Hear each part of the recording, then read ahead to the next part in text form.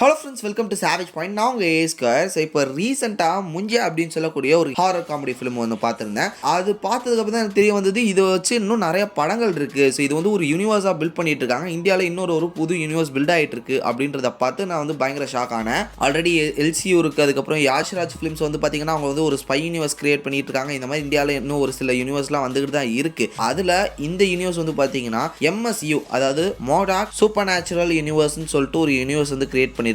இதுல நிறைய படங்கள் வருது. இந்த யூனிவர்ஸ் என்ன, ஃபியூச்சர்ல இந்த யூனிவர்ஸ் ப்ராஜெக்ட்ஸ் எப்படி இருக்க போகுது, இப்போ வந்திருக்கக்கூடிய ப்ராஜெக்ட்ஸ்லாம் என்ன மாதிரியான ஒரு ஜானர்ல இருக்குன்னு சொல்லிட்டு ஓவராலா இந்த MSU பத்தி தான் இன்னைக்கு நம்ம பார்க்க போறோம். முக்கியமா முஞ்சா, ஏன்னா அதை நான் இப்போ ரீசெண்டா பார்த்துருக்கேன். இந்த படத்தை பத்தி பேச வேண்டியது நிறைய இருக்கு. அதனால இந்த வீடியோவை ஸ்கிப் பண்ணாம ஃபுல்லா பாருங்க. சரி, வாங்க நம்ம வீடியோக்குள்ள போகலாம்.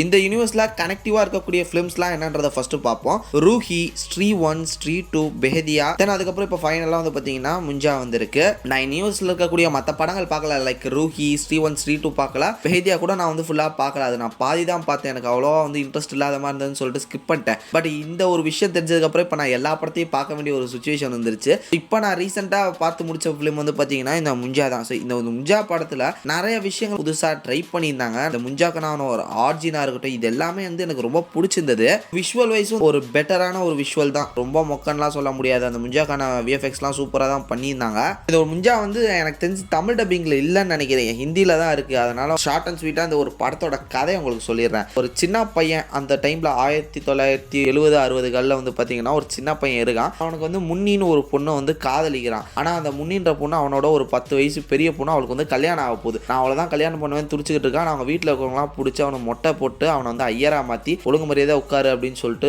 பண்ணிடுறாங்க. அவனுக்கு ஒரு 12-13 வயசு தான் இருக்கும். ஆனால் அவளுக்கு முன்னியே தான் கல்யாணம் பண்ணணும் அப்படின்னு சொல்லிட்டு அடம் பிடிச்சி சாவுறான். இந்த ஒரு கடுப்பில் என்ன செய்யறான், கல்யாணம் பண்ணி வச்சிட்டாங்களேன்னு சொல்லிட்டு பிளாக் மேஜிக் பண்ணி நான் எப்படியாவது முன்னியை அடையணும் அப்படின்னு சொல்லிட்டு அவன் தங்கச்சியை கூட்டிட்டு ஒரு காட்டுக்கு போகிறான். ஒரு மரத்தில் இருக்கக்கூடிய பிளாக் மேஜிக் கடவுள் அதோட சிலைக்கு முன்னாடி உட்காந்து தன்னோட தங்கச்சியை பலி கொடுக்க பார்க்குறான். ஆனால் அந்த இடத்துல அவன் தங்கச்சிக்கு அவனுக்கு சண்டைப்பட்டதில் அவன் வந்து நேராக அந்த கடவுளோட அந்த பிளாக் மேஜிக் பண்ணணும்னு வச்சிருக்கக்கூடிய அந்த ரிச்சுவல் காடோட ஸ்டாச்சுவில் மோதி கீழே விழுந்துறான். அவனோட பிளட் தெரியாதனமா அங்கே விழுந்தது. ஒரு ஆசையில் கிடைக்கணும்னு விஷயம் கிடைக்காம இது ஒரு மேஜிக்கும் வந்து பார்த்தீங்கன்னா தப்பா போய் ஃபைனலாக இவன் வந்து ஒரு முஞ்சாக மாறுறான். இதன் காரணமாக அந்த குடும்பத்தில் இருக்கவங்க எல்லாம் என்ன செய்யறாங்கன்னா அவனை எரிச்சு அவனோட அஸ்தியை அந்த மரத்து கீழே வந்து புதைச்சு அங்கே ஒரு கயிறு கட்டி ஒரு மந்திரத்தை போட்டு சீல் பண்ணிடுறாங்க. அதுக்கப்புறம் இந்த முஞ்சா எப்படி தப்பிச்சு வந்துச்சு, அவன் முன்னியை பார்த்தானா, முன்னியை கல்யாணம் பண்ணுன்றதுக்காக மற்றவங்கள என்ன மாதிரி டார்ச்சர் பண்ணா அப்படின்றத ஃபோக்கஸ் பண்ணி தான் வந்து பார்த்தீங்கன்னா இந்த படம். ஸோ காமெடி, ஹாரர் இது ரெண்டுமே மிக்ஸ் பண்ணி நல்ல ஒரு என்டர்டெய்னிங் ஃபிலிமாக இருந்தது. இந்த படத்திலே இன்னும் நிறைய விஷயங்கள் ரிவீல் பண்ணியிருந்தாங்க. ஸோ முஞ்சான்றது இந்த ஒரு பையன் மட்டும் இல்லை, இந்த மாதிரி ஆசை நிறைவேறாமல் போன இவங்க எல்லாருமே முஞ்சா தான். இது மாதிரி நிறைய பேர் இருக்கானுங்க. இவங்களோட ஆசையே என்னன்னா பொண்ணுங்களை கல்யாணம் பண்ணணும், ரொம்ப ஆசை வச்சிருப்பானுங்களா, அவங்கள கல்யாணம் பண்ணணும்னு சொல்லிட்டு அவங்க ஒரு ஹோஸ்ட் யாரையா பிடிச்சிட்டு டார்ச்சர் பண்ணுவானுங்க. அவங்கள கல்யாணம் பண்ணி வைக்கிறவரை விட மாட்டாங்க, அவங்க பிடிச்ச எல்லாரையும் கொல்லுவாங்க அப்படின்னு சொல்லிட்டு ஒரு சில ஆர்ஜின்ஸ்லாம் இதுலேயே நிறைய சொல்லியிருக்காங்க, ரிவீல் பண்ணியிருக்காங்க. இது மட்டும் இல்லாமல் இந்த படத்தோட எண்டில் போஸ்ட் கிரெடிட் சீனில் வந்து பார்த்தீங்கன்னா பெஹதியாவோட ஹீரோவான வருண் தவான் வந்து வந்திருப்பாரு. ஸோ பெஹதியாவோட கதை வேற. அவர் வந்து பார்த்தீங்கன்னா ஃபுல் மூன் வந்துச்சுன்னா உல்ஃபா மாறி இருப்பாரு. அந்த மாதிரியான ஒரு ஸ்டோரியை வச்சு அவங்க கொண்டு போயிருப்பாங்க. இது ஃபுல்லாகவே வந்து பார்த்தீங்கன்னா சூப்பர் நேச்சுரல் பவர் அதை பேஸ் பண்ணி இருக்கக்கூடிய ஒரு யூனிவர்ஸாக இப்போ மாறி இருக்கு. ஹாரர் வித் சைஃபை இது மாதிரி எல்லாமே கலந்து ஒரு சூப்பர் நேச்சுரல் யூனிவர்ஸாக இது இருக்கு. இன்னும் நான் ஸ்ட்ரீ பார்க்கல. ஸோ ஸ்ட்ரீ பார்த்தேன்னா அது இன்னுமே எனக்கு இன்னும் கரெக்டாகவும் நினைக்கிறேன். ஏன்னா ஸ்ட்ரீ 2ல வந்து பார்த்தீங்கன்னா வருண் தவானோட கேமியோ இருக்கு அப்படின்னு சொல்லியிருக்காங்க. இப்படி வந்து பார்த்தீங்கன்னா ஒரு சூப்பரான சூப்பர் நேச்சுரல் யூனிவர்ஸ் வந்து இவங்க உருவாக்கியிருக்காங்க. கிட்டத்தட்ட ஒரு ஸ்ட்ரேஞ்சர் திங்ஸ் வைப்ஸ் வருது. நான் ஏன் ஸ்ட்ரேஞ்சர் திங்ஸ் வைப்ஸ் சொல்றேன்னா, ஸ்ட்ரீட் போஸ்டரை பார்த்தாலே உங்களுக்கு தெரியும் இவங்களோட ஐடியாலஜி என்ன மாதிரி இருக்குது. டெமகா ஆர்கன்ஸ் அது மாதிரி அதை ஃபோக்கஸ் பண்ணி போடுறாங்களோ. ஏன்னா கிட்டத்தட்ட முஞ்சாவும் வந்து பார்க்கறதுக்கு அப்படியே டெமகா ஆர்கன் மாதிரி தான் இருக்கான். அந்த ஸ்ட்ரேஞ்சர் திங்ஸ்ல வர வில்லான் இருக்கால அவனை மாதிரியே தான் ஒரு சில விஷயங்கள் காட்டுறாங்க. ஸோ இது மாதிரி ஒரு சூப்பர் நேச்சுரல் ஸ்டோரி தான் அது. அதை அப்படியே ரெப்ளிகேட் பண்ணி இதை வந்து இந்தியன் ஸ்டைலில் கொடுக்க ட்ரை பண்ணுறாங்களோ அப்படின்னு எனக்கு தோணுது.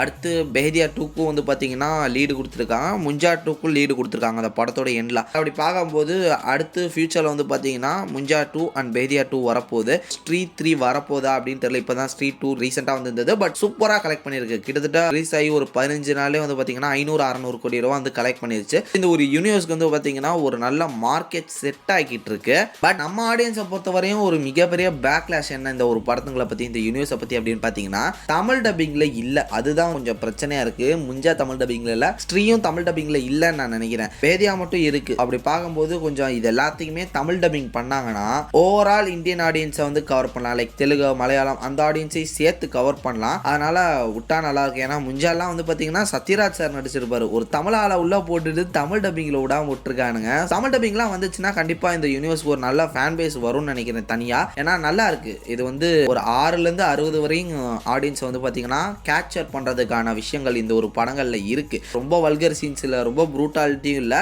எல்லாருக்குமே பிடிக்கிற மாதிரி ஒரு காமெடி டோன்லேயே வந்து பார்த்தீங்கன்னா இருக்கு. எல்லா படங்களுமே அதுதான் காமெடி ஹாரர். ஸோ அதை பேஸ் பண்ணி தான் இருக்கு. அப்படி பார்க்கும்போது இது நிச்சயமாக எல்லா ஆடியன்ஸ்க்கும் இந்த ஒரு யூனிவர்ஸ் வந்து பிடிக்கும் அப்படின்னு நான் நம்புறேன். கண்டிப்பாக ஃபியூச்சர் ஃபிலிம்ஸ் வந்து பார்த்தீங்கன்னா கரெக்டாக பிளான் பண்ணி பண்ணால் சூப்பராக இருக்கும். அடுத்த வருஷம் இந்த யூனிவர்ஸ்லேருந்து வந்து பார்த்தீங்கன்னா தமா அப்படின்னு சொல்லிட்டு ஒரு படம் வருது. அதுக்கப்புறம் பெஹதியா 2 வருது. தென் 2026 வந்து பார்த்தீங்கன்னா ஸ்ட்ரீ 3 வந்து பிளான் பண்ணிட்டு இருக்காங்க. இதுக்கு இடையில முஞ்சா 2 வரதுக்கான வாய்ப்புகள் இருக்கு. ஒரு பிஸி ஷெட்யூல் அந்த யூனிவர்ஸ் வந்து போயிட்டு இருக்கு ஃபியூச்சரை நோக்கி.